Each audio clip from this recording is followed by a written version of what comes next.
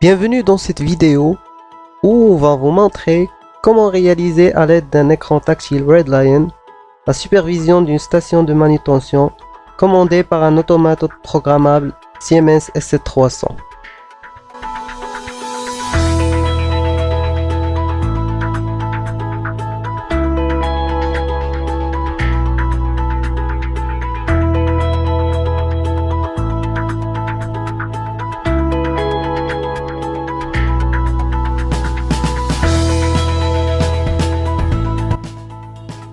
Pour commencer, on va réaliser la communication entre l'automate, le PC et l'écran tactile. Premièrement, un câble USB entre le PC et l'écran tactile. Après, on va utiliser deux câbles Ethernet, un premier pour lier l'automate au PC et un deuxième pour réaliser la communication entre l'automate et l'écran tactile.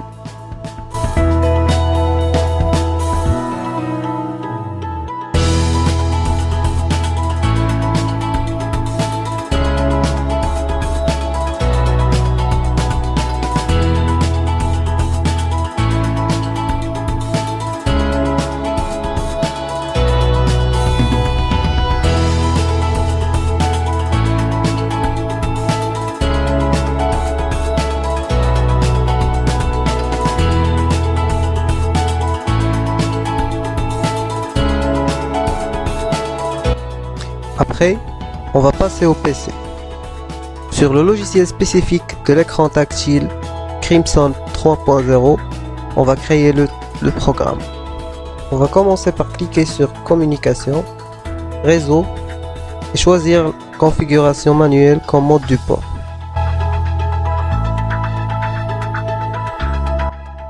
Dans Protocole, définir le pilote de l'automate Siemens SC300-400.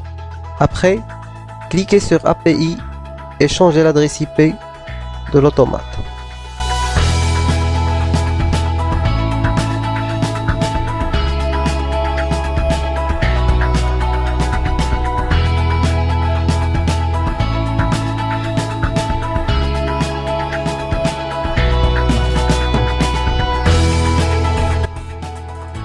Maintenant, il faut passer à l'onglet Affichage page. À droite, cliquez sur Primitive et glissez un indicateur.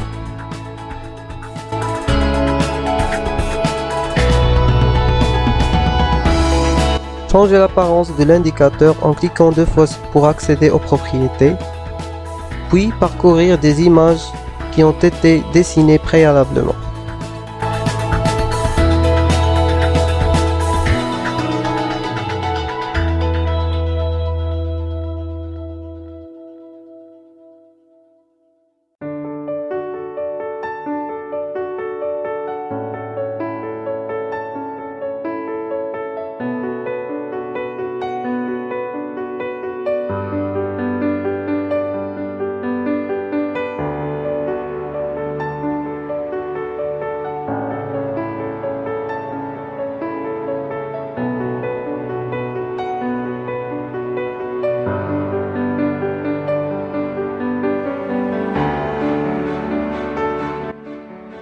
Glissez un deuxième indicateur et refaire les mêmes étapes. Ces images doivent représenter le système qui est dans notre cas, la station de manutention.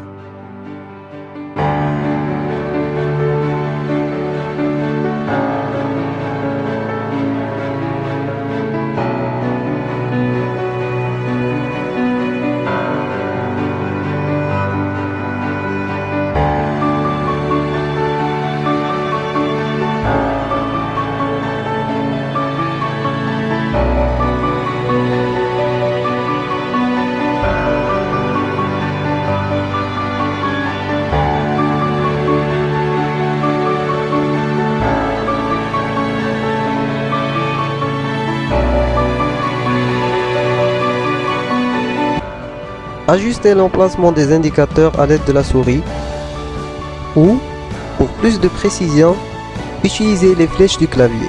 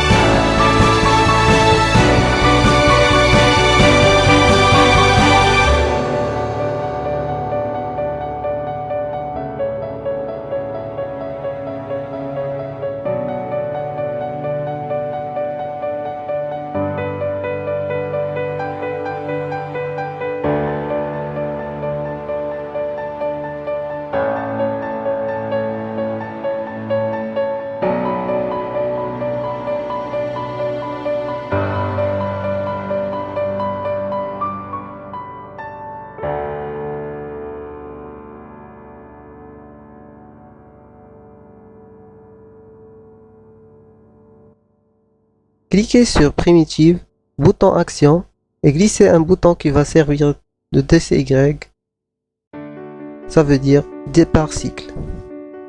Puis insérez un texte d'information pour montrer à l'utilisateur que c'est le bouton DCY.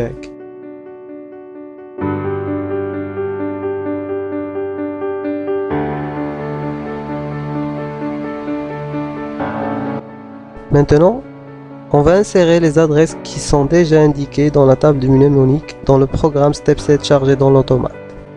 Pour chaque vérin, il faut rentrer l'adresse correspondante.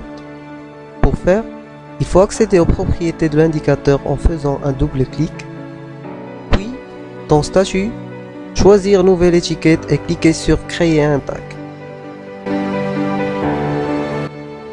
Élément type, étiquette bit est validé. On peut renommer le tag. De la même manière, créer un deuxième tag pour le deuxième indicateur. Maintenant, on va donner les adresses au tag. Pour faire, cliquez sur étiquette de données et choisir le premier tag. Définir la source PLC1 qu'on a déjà définie au début comme étant l'automate Siemens S7300. Input byte parce que l'adresse correspondante est une entrée E1.0. On va changer le IB en 0001 et cliquer sur OK. Traiter comme tableau de l'utile bit indien. Refaire la même chose pour l'autre adresse E0.5.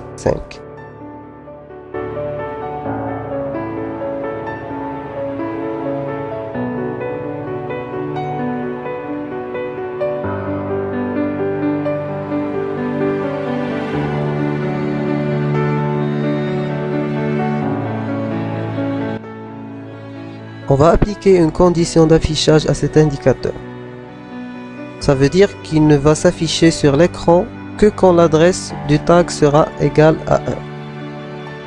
On va créer une étiquette pour le DCY. Notez que pour les boutons poussoir DCY, il faut que les étiquettes soient de type flag byte. L'adresse définie dans le mnémonique est M1.7, d'où le MB0001 et le bit 7.